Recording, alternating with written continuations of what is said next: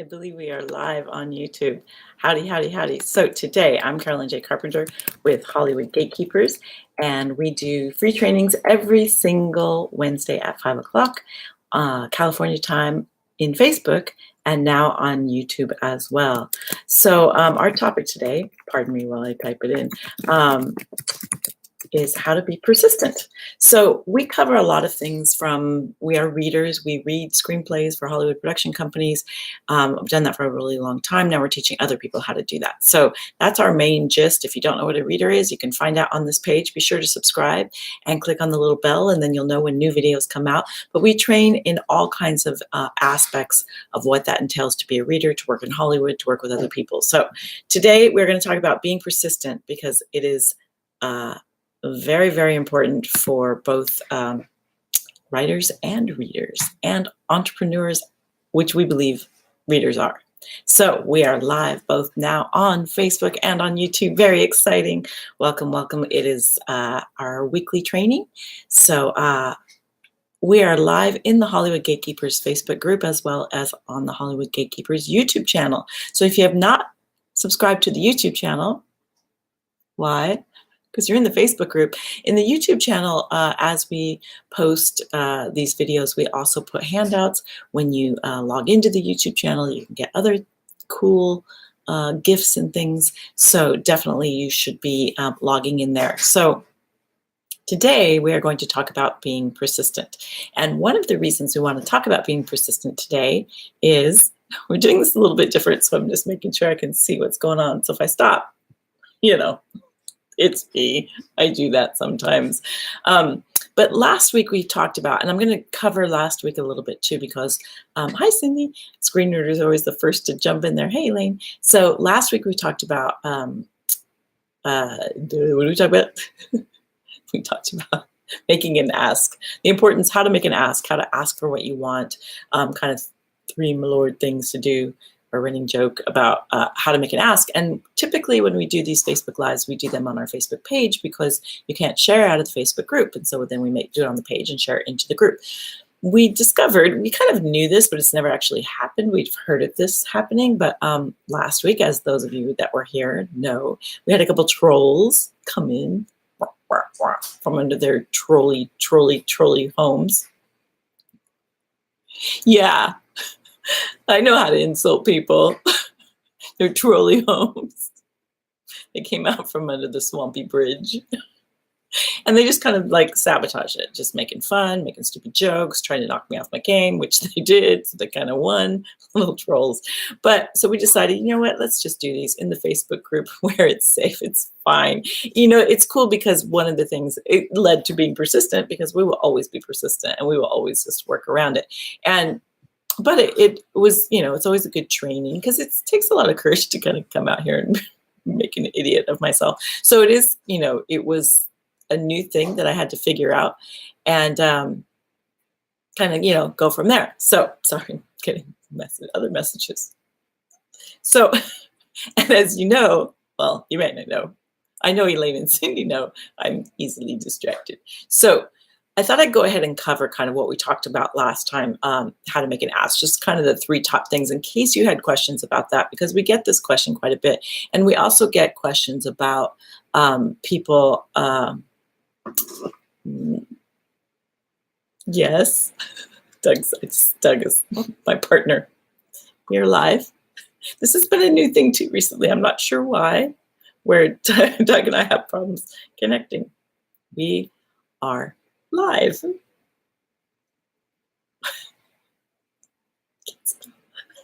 So this is the lesson. You get to watch me text. Sorry. So letting Doug know we are live. Sorry about that. So hi, hello, Anson. So I have an update for that too, for you in particular. Okay, so there are many ways you can learn with Hollywood Gatekeepers. So now we're live in the Hollywood Gatekeepers group. We do things on the page. We're going to do less on the page, just to, you know, what is that movie where she runs in a zigzag? Oh boy, she runs in a zigzag and it's so hilarious for no reason. So we're going to run in a zigzag by not going on our Facebook page with these. We're going to stick in the group. Hi, Emily. Good to see you. So we're going to stick in the group where it's safe, where we have our tribe. And if people are on the page and they want to watch, they can come into the group. That's what we think. We're in the group, right? Suddenly I'm worried because Doug's not here. So, yeah. So I want to go over the kind of the three things about people. We get this question a lot of people asking, I've met someone who's in the industry, or I want to reach out to somebody, or, I'm going to make an ask. I want to how do I find work? How do I connect? And so we get that question quite a bit. And so like one gentleman text or emailed us and saying, I met someone really famous. We hit it off. And now he's like, what do I pitch? And then I thought he meant that he met someone and they said, oh, you got a movie? Let me know. But they didn't. As I dug a little deeper, it turned out they just met, it would be like if you met, and the example I used was like if you met Steven Spielberg at a, Doug's like, well, if you met Steven Spielberg at a barbecue, you wouldn't call him up the next day and say, hey, here's my script, if you guys never talked about anything that you're a writer. If he said to you, oh yeah, you got a script, send it over. Very unlikely that would happen because for one, he finds his own material, but you never know. But so what are some of the protocols to follow? And I'm seeing I haven't had a chance really. I saw a few little posts, not little, I don't mean to minimize. I saw some posts that were talking about, Comic-Con a little bit. So I'm going to go back in there and kind of look at those a little more closely. I just saw them as I was logging in. So, and talking about meeting people there and whatnot. So kind of the three things that we covered, and we actually took the post down because it was icky. I don't want any posts. So the three things are basically when you are going to ask for something that you want, is to know what you want. What is your ask? And so like this guy was saying, I'm going to get other people jobs, or maybe I don't have a script, so maybe I'll find a script, or maybe, it was like all over the place. So, but it is, you want to know, what is it that you're after? Are you wanting to intern? Are you wanting to, be part of the, production? Are you wanting them to read your script, or do you want to connect them to someone? Like, what is it that you're after? And it doesn't have to be just one thing. It should start with one thing, and then you can build from there. So we often are making asks for people to come on and be guests here or in our podcast or whatever. So we sometimes will say, look, we have these opportunities, what, fits, but typically we find out about that person and try to see what fits first. And we'll get to that in a moment. So know what your ask is, and then be ready for them to say yes, because often they say yes. And especially we talked about Pitch Fest, where if you're pitching a script to someone and they say yes, you need to be able to email them that script. And you don't say, yeah, I've got this great script and blah, blah. And they go, oh, let me see it. Then you go, oh, yeah, it's not quite ready. So if you do that, it doesn't mean that you can't pitch projects that aren't completed. You can, as long as you're pitching a project that's not completed, and that you're saying, I'm working on this, it's in development, whatever. You can let people know where you're at. And also, if you are a writer and you get an opportunity to pitch one of your scripts, the first question that they're going to ask, someone won a Staples card for guessing, or not guessing, for knowing last week, is they're going to say, what else do you have? Most likely. They're going to say whether this script works or not for what they're doing. And often it won't, but it's okay, because then they'll say, oh, we already have a project similar, or that's not really our thing, or whatever. They might say, what else do you have? What else do you have? They want to know that you're a writer, that you don't just have your one script that you're hanging on to, and that it's a whole nother worrying about people stealing your stuff. It's a whole nother topic. But those are kind of, and then the next following thing is kind of encapsulates everything in that you need to know who you're talking to. Often people say, oh, I have this project for you because, the project that I just love your work and want, and then the want is wrong. It's like oh no, that wasn't me, that was someone else. Happens all the time, especially with actors. Well, no, happens to everybody. Or you're talking to a director and you don't know who wrote their last project. You need to research the people that you're talking to. So we also had Barbara, who had an example that she has posted and people were making comments on, about having an opportunity to connect with a filmmaker. And so she had contacted them, I believe, through social media, and they developed a little bit of a relationship. She felt like she got her toe in the door. And so she was kind of looking out for, like, how else can I do this? So she, you know, people were giving comments like, you know, make sure that you tell them how great you are and that your resume's together, and all that's true. And you want to be able to have a good resume. But one of the other things is that you want to look and find the gaps in what they're doing. So if you're going to reach out to a producer, know who you're talking to, know what their work is, and figure out, like, where can you fit in that? Like, what is the thing you might do for them? Maybe it's their social media. Maybe it's that, you know, if you have an experience that fits, even if it's not necessarily in the film industry, because I believe she said she didn't have a lot of experience in the film industry, but it was about a documentary. Maybe you have some knowledge about whatever the documentary subject is. I mean, that's a way, if you have a knowledge about a certain thing, if you have a degree in criminology or whatever, that's a whole other way that you can kind of wiggle your way in there of going, look, I have this particular knowledge, and maybe I can help you with research, or I can do whatever. There's so many things that you can do. But if you come at them already going, like, ideas of how you can help, whew, and it's not criticisms. It's not how, I have some ideas on how you can make that better. Don't do that. Everyone does that. It's kind of astounding to me, actually.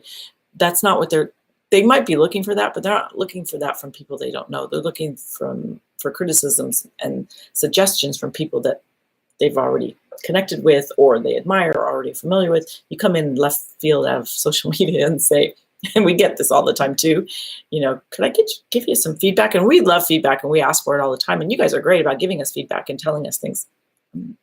I need to scroll while Doug is here. Yeah, cringy, unsolicited advances. Yeesh. Here I was missing these wonderful comments. So yeah, wait, you were supposed to say yes, you were supposed to reject me. And sometimes, like, you know, I have been broadcasting from the play that I'm doing. I didn't audition for this particular play. The timing wasn't exactly right. And so I didn't actually audition for this play. I had auditioned for a play of last year, and they just called me in from that audition. So that was like total left field, and a little bit like, but I didn't want to miss the opportunity. So I'm doing it. So yeah. So now let me look at these comments for a sec. What else you got? Exactly, know who you're talking to. See, Doug's the smart one. That's why we need him in there to kind of like pull it all together. So yeah, don't confuse Ben, although they get that all the time. Yeah, yeah. Matt will laugh. Don't confuse Matt Damon and Ben Affleck. Matt Damon will laugh and Ben Affleck won't. It's funny. Yeah, okay. So we're on YouTube as well. Who can't see the comments? So so in this case, I get to edit in my head. So yeah, so there you have it. So that's kind of what we talked about last time. And so we kind of went in a little more depth, but also we got all distracted. And so I just wanted to make sure that we covered that. And then I have to do a little thing here. Okay, so Anson. Okay, so one of the asks that you can make, and I see people do it, and it happened, is, hey, does anybody want to read my whatever in this group? Awesome. We love that. Do it. Go for it. And some people say, make sure you sign things. And yes, and actually, that's another topic we need to do. We haven't done it for a while, is like partnerships and, you know, how to work with a partner. Doug and I are partners in writing. Like, we write our screenplays together. Like how do you work with a partner? I know, Anson, you have a partner, right? You write screenplays with a partner. So partnering is great. It is like, there's all kinds of things about knowing expectations and yada, yada, a lot of stuff. So someone put, and you're going to have to tell me if I'm like, you don't have to tell me, I already know him. But okay, so someone put, hey, does anybody read my stuff? And Anson said, I will. And then they said, are you a writer? Which already made me laugh, because you're offering to help write. So I think what it was, she was looking for someone to write a screenplay out of a treatment. Is that right? You correct me if I have the details wrong, but yes, okay. So Anson works with a partner already, so he already knows how to work with partners. So I think it's a female, I'm sorry, saying, hey, do you want to, you know, expand my treatment? And you said yes. And then she was like, but are you a writer? Which is funny, because I don't think anyone who's not a writer would say, I'll write it. So yes. And then I thought you wrote, I read, are you, you know, I just finished a screenplay, but right now I'm mostly reading, and I read, no, I read most, and I thought it said I'm reading Mist, like some book. And I interpret that as, well, yeah, I've written a screenplay, but right now I'm just reading a book. Like I'm not really writing anything. So I got it, which made me laugh. So I put a little laughing face. And then I looked back and was like, oh no, I got that wrong. Slow down. That's something else you should do, is slow down. So then you were like, thanks for the vote of confidence.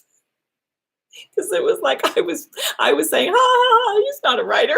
That's not what I meant at all. It cracked me up first that she was questioning you, and then it made me laugh even more that you were like, yeah, I'm a writer, but you're mostly reading right now, which makes way more sense than how I interpreted it. I thought it meant like, yeah, I'm a writer, but right now I got this book I want to get through. Sorry. So I hope that clears that up. And then it was like, okay, this is way too long for me to describe what's happening. I just have to do it in the Facebook Live. Hi, Rose from Canada. Nice to see you. Yes, something from a treatment. Good. Thanks for following that. Before you share stuff with others, Matt has a real question. Okay, Matt, before you share stuff with others, is it best to have it registered with the WGA, or have I been overdoing it? No, it's always good to have your stuff registered with the WGA, East or West, definitely. It's good. It's cheap. It's good. Then you have it covered. And you definitely, see, Cindy knows there's a book called Mist. I actually Googled it because I thought of that old, remember, oh, I'm totally dating myself with this reference, but there used to be a computer game named Mist. So, Anson's reading for other folks in the group. Oh, that's awesome. That's cool. I would love it if Brian Medavoy is hosting a watch party, because he's awesome. And we're going to have,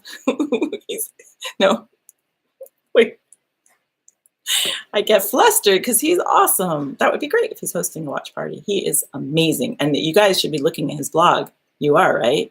You are, because the stuff he posts is right in line with what we talk about. And he's awesome, and his father is an awesome producer that I used to read for as well. So we're thrilled that he's in the group, and we're even more thrilled if he's hosting a watch party. Awesome. Yay. That's exactly what we want, because he's the greatest.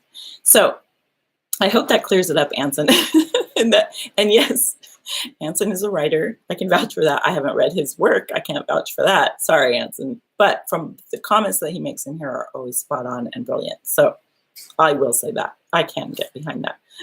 And I felt really bad for being like, Anson's a writer. No. Yes, you guys should work it out. And definitely register your stuff, and definitely have, agreements, and, know up front what people are, what the deal is. Missed, exactly. Yes. So yeah, definitely, have expectations ahead of time, know what you're going to do, know who's doing what, make sure who's getting what credit. All of that should be worked out ahead of time, for sure. That's definitely a thing that you do with partners, until you get to where a working relationship like I have with Doug, and it's like, you want to do it? Yeah, I'll do it. We haven't just, we've been working together for a very long time. So there is a great amount of trust there. So, yeah, so there's that. So last week's trolls, kind of opened us up to, okay, let's do this a different way. Let's be persistent. We're not going to stop doing this, obviously. So we wanted to just come at it in a different way. So here we are in a new way. And also I gave too much credence to it, which is one of our points today. So then got kind of flustered of trying to, because I want to answer people's questions, and they were just screwing around. So there I go. So he guarantees it's probably kind of, sort of, maybe good. I know that it will be at least kind of, sort of, really good. If you have your script published so it has copyrighted, is it still necessary to register with the WGA? That would be a good question for Brian Medavoy, actually. I think it's always a good idea to have it registered with the WGA, but you don't need to put that on the script.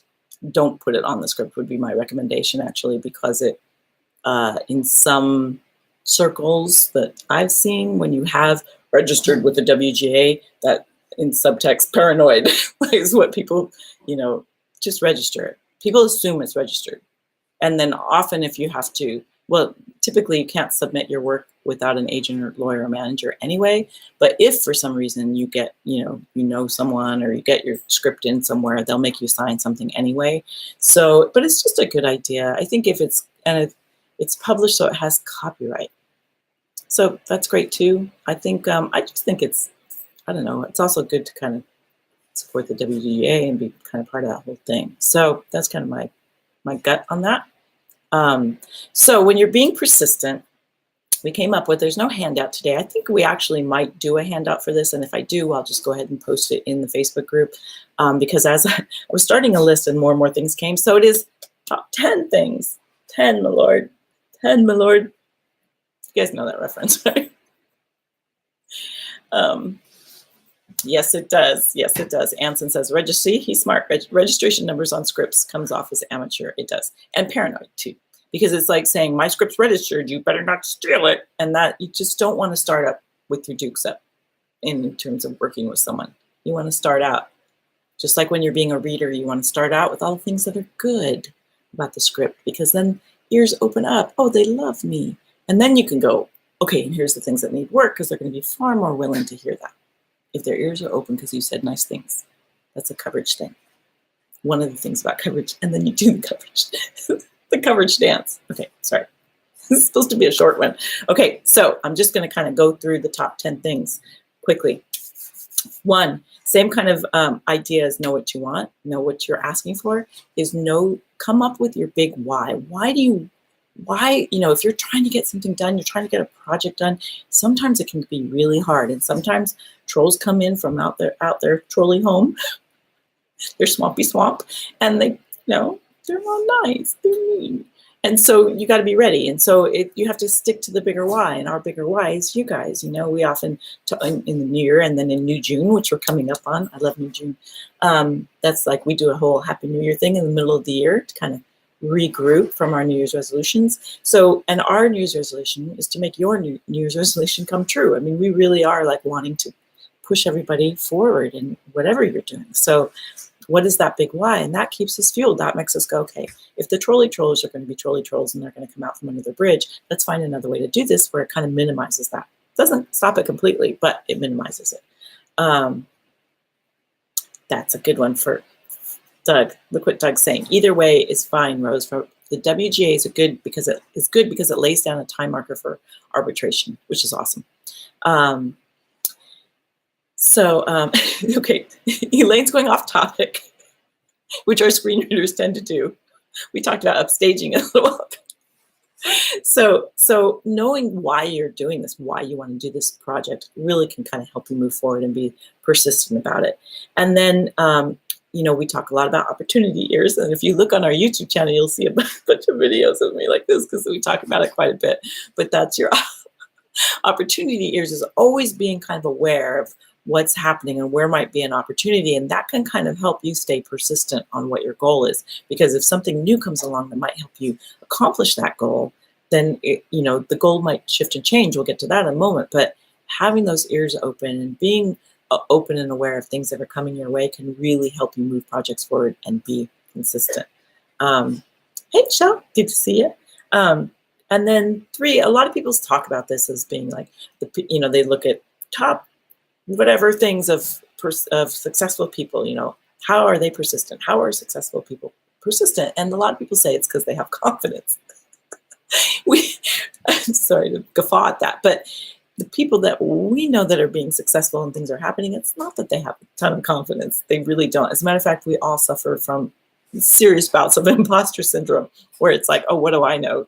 That's a really common thing. And so, what I think what they do have is faith. They have an inner faith that this is going to happen because I'm going to make this happen. There's an inner drive and an inner faith that I think can come across as confidence. And some people are, you have moments of being really confident. We love what we're doing here. And we are confident in you guys. And we are confident in kind of the general idea of the whole thing. But that doesn't mean that every moment we're reeking with confidence. That's not, and I don't know anybody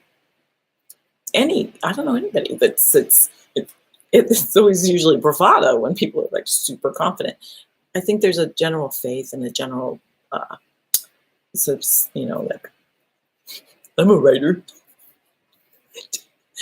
sturdy foundation. That's the word I'm looking for, that you can build on.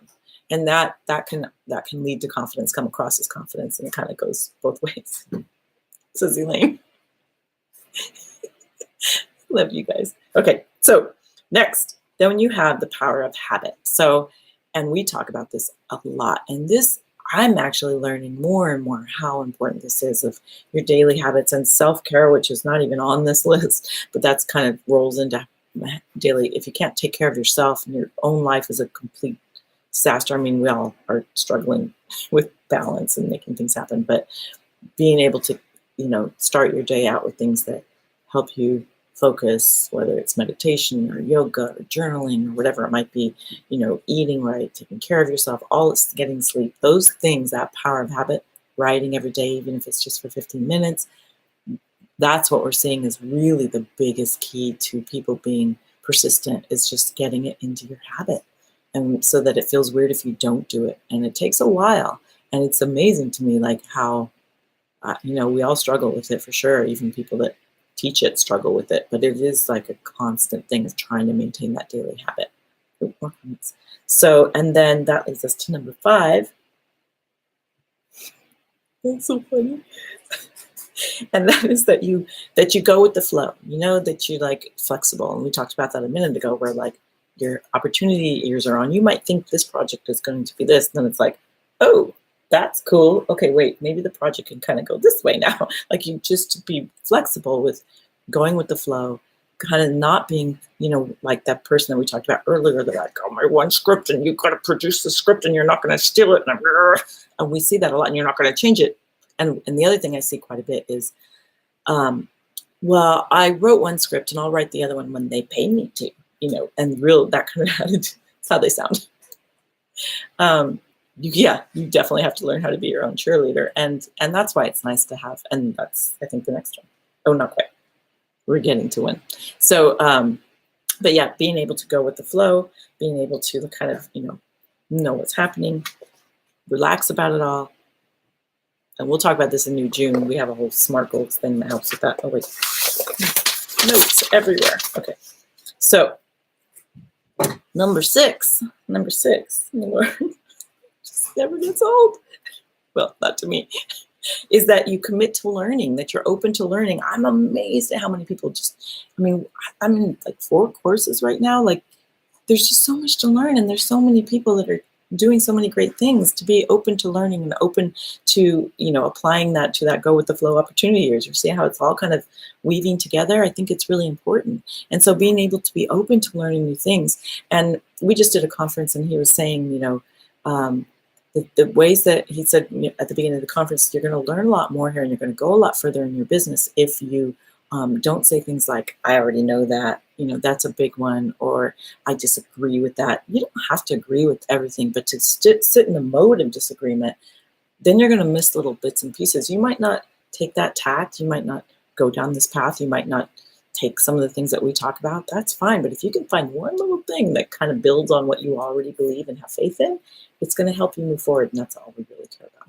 So then the next thing is having role models. So that's the beautiful thing. When you're committing to learning, there's so many people out there that are already doing what you want to do. Go follow them. And that with social media, it makes it even easier. You can go find what people are doing and emulate, follow, learn, mentor. You can reach out to people. I believe that that's what Barbara was doing, actually, was reaching out for potential mentorship. Maybe that's one way you can go. There's just so much. Follow people on Instagram. We had the wonderful, beautiful Mr. Paul Haggis came in, and he was so generous, and he talked to us about writing $1 Million Baby, and he talked to us about writing Crash, and he is on Instagram, and he liked one of our posts, so I reached out. I knew what I wanted. I know his work really well. It's like, I was ready. But what was interesting about that, I say I was ready, but then we had to figure out the platform to do it on, because he didn't know certain things. And so then it was like a total scramble, and the screenreaders know, because they helped us work it out. But we worked it out. We just figured out like how to do it. It was awesome. Listening, right? Anson says, the best things I've learned over the years are flexibility and listening. It's so true. So true. How's that for singing? Hashtag film Twitter and hashtag TV writer are amazing resources to find mentors. Thank you, Peggy. Awesome, awesome. Hi, Phil. The key is learning how to make them think the idea or change is their idea. That's definitely a plus for sure. And as a reader, this is something that you run into. Phil brings up a very good point. As a reader, what you want to do is you want them to walk away from their coverage going like, oh, I know what to do next. I got it. Okay. You know, where it's like, oh, right. It's like they feel like they've been reminded, not like they've been criticized. They've been reminded of, oh, this is what I was going for. And maybe if I did that, and it definitely falls under that umbrella of, even if they don't, it's not necessarily their idea. They're gonna, you know, embrace it as such. So that's definitely good point. All these smarties that we have in here. And then the next thing is that you have a tribe, which is why we're here. So you're not one of what we came up with a few weeks ago. You're not one of the womp people. Womp womp womp womp womp. No. We want to be like, woo. So when you were talking about being your own cheerleader, that's why we're here. We are your biggest cheerleaders for sure. Even have the ready. Okay. Have some background in that. Can you tell? So it is like, yeah, that's why we're here. You need to find a tribe because you're going to have a lot of people that you tell your ideas to, and they go like this. That's my favorite. That's my favorite. That's my favorite reaction when you tell someone, oh, I was thinking of doing this, and they go. I get that a lot. So that's why you guys are here, and that's why we're here for you, so that we won't do that. We'll go like. So that's what the tribe is for, and it's really important that you build that around you. And it doesn't mean that even if you have this in your life, you can embrace that, and that's fine, and that doesn't even say anything about you. It says more about the person that's doing that. So you can do that, and then, you know, talk to the people that'll say, yeah, that's cool, move forward, you're cool, it's all good. So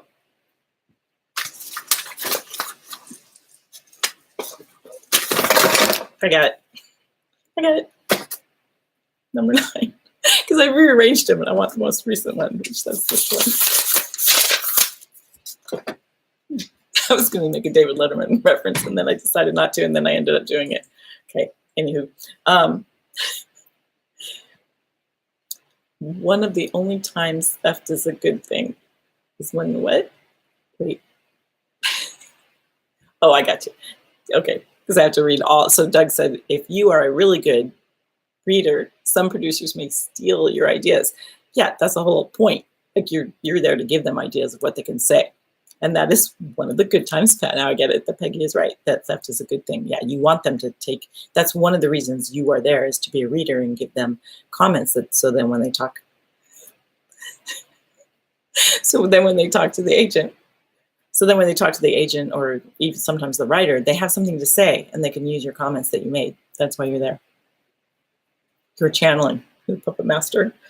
So number 9 is, and this is the last two, I think are two of the most important, and also two where you have a significant advantage over just, you know, muggles, over non-writers, non-creators, basically. And number 9 would be to visualize. Being able to visualize is such a huge plus, to visualize where you're going. Go back to number 1, which was your why, and visualize what is it that you're getting done. What is it that you want? What is it that you're writing? What is it? Visualize it being done. Visualize it being produced. Visualize the director of your dreams. Visualize the cast that you want. Visualize, you know, I mean, to the degree of like you're in the theater and you see it and you can smell the popcorn and you're having your red vines and you like visualize who's with you. You visualize what do you feel like? What does it smell like? You like visualize.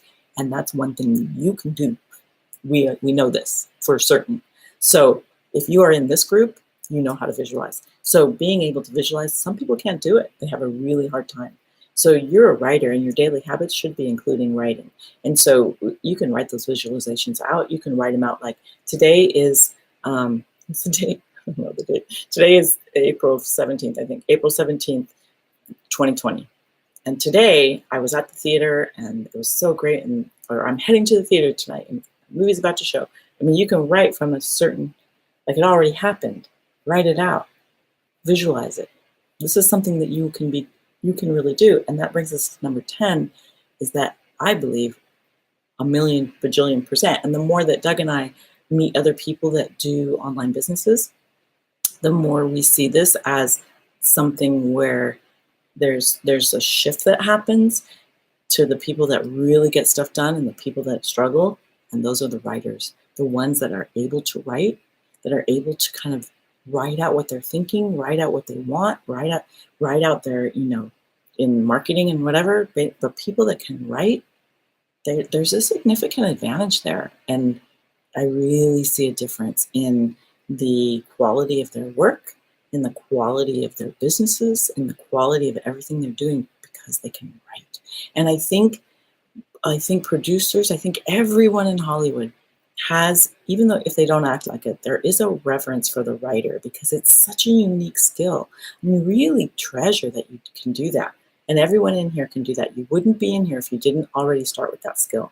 So those two things are a huge advantage, that you can visualize and that you can write. That's being persistent, being able to visualize it, write about it, visualize it, write about it, visualize, write your screenplay, get it done. That visualization piece and that ability to write, it's huge. It's huge. Okay, comments. Anson says, writers need to relate. See, I know that Anson's going to say something nice, so I don't have to read it first. Writers need to relate to one another and be generous with each other. See, still love that quote. I knew it was going to be a good count on Anson. So exactly. Absolutely. That's your tribe. And Doug, if the producer is telling the writer things based on your notes, you are a partner in the development of that script. How cool is that, right? So yes, I want it. Yes. So Emily, yes. Helium hand, yes, that's me. So absolutely. So those are the top 10 things. They are have your why. So I'm just going to read them off. Have your why. Look, opportunity ears are on. Have faith in what you're doing. It comes across as confidence. Get your daily habits in order. Go with the flow. Be willing for change. Oh, I missed one. We didn't talk about this one. So I'll come back to it. Number 6. See, because I changed the order. Role models and mentors, making sure that you have that in place. Your tribe, visualize and write. And actually, it's kind of a good one to end with, because the one that I skipped by accident, is know when you're licked, or know when to pivot. So I don't believe there's failure, there's success, and then there's learning. So it's like, know when this is not working. Do not beat your head against the wall forever and ever. And that comes with the go with the flow idea, is that if it's not working, you need to pivot. You need to let go and know this is not a path. And we also talked about sometimes people, they get an offer from a producer. We were just talking about this, I think, in Screenreaders, and we were talking about they getting an offer from a producer, and then the producer says something that's like, oh, just because it's a producer that you want to get your screenplay made doesn't mean that it's a match. So you need to know when to say no. You need to know you want to look for those opportunities, but know when to pivot and go, okay, this is not right. This is not happening. You'll know when you start working with partners too. When I first met Doug, I'd been doing consulting for other people, but I'd never partnered with anyone. And then we just hit it off like right out the gate. It was kind of just the way he gave directions. I was cracking up. So, and then I thought, oh, this is kind of cool. And then I tried partnering with other people, and I have some really hilarious, horrifying stories doing that. So a partner is a much different thing, and we'll do a whole topic on partnerships for sure. But know when to pivot. But really, I want you to focus on that 9 and 10, which is the visualization and the writing. So cool. Yay! There might be a market for, you don't think there's a market for dog ballet clothes? I beg to differ. Scruffles would be phenomenal in that. So Phil, having been involved in theater for 20 plus years in various capacities, the best way to help visualize is to get involved in any capacity. Learn to feel what needs to happen. Love it, love it. Awesome. Really, really smart, Phil. And it is like, that's one of the, I mean, if you can get involved in theater as a writer, it really will, or as an actor, be a costumer, try on the different roles. When you do that, you get these perspectives as a writer that really open you up. It's really kind of astounding. And it's one of the reasons why, even though the timing wasn't spectacular for this play, that I went ahead and went for it. And I'm not even in it, but it's like, I feel like I'm in it because they make you do all the work. So but it's an equity house, so it's a different level. And it's just like, I'm just learning so much every time I'm there. It's like new. And I've been doing this a long time, since I was a little girl. So I was like 7 my first play, and I was dancing professionally by the time I was like 15. So, yeah, well, 17, because I started late. I know, it's late. 17 is late for a dancer. So, is the troll over your left shoulder Easter egg? Yes. No, because that's a nice troll. He's a nice one. He's nice. Oh no, Doug, there went my investment. Yes, so just trying to decide if the games and the books is a good idea. I don't know. We'll see. I should change out the games every week. We should do Easter eggs. Okay, off I go. Visualize, be creative. Don't have a problem there. So that's it for this week. And I think we probably will do a handout for you screen readers tomorrow, and then maybe we'll share that in the YouTube channel. So if you haven't gone over to the YouTube channel, I recommend that you do that. It's pretty much live. We have a few little tweaks to do to it, but we are building it every day. It's pretty fun. We got a lot of videos. So next week, we have big announcements next week. Yeah, I'm doing it. I'm doing it next week, Doug.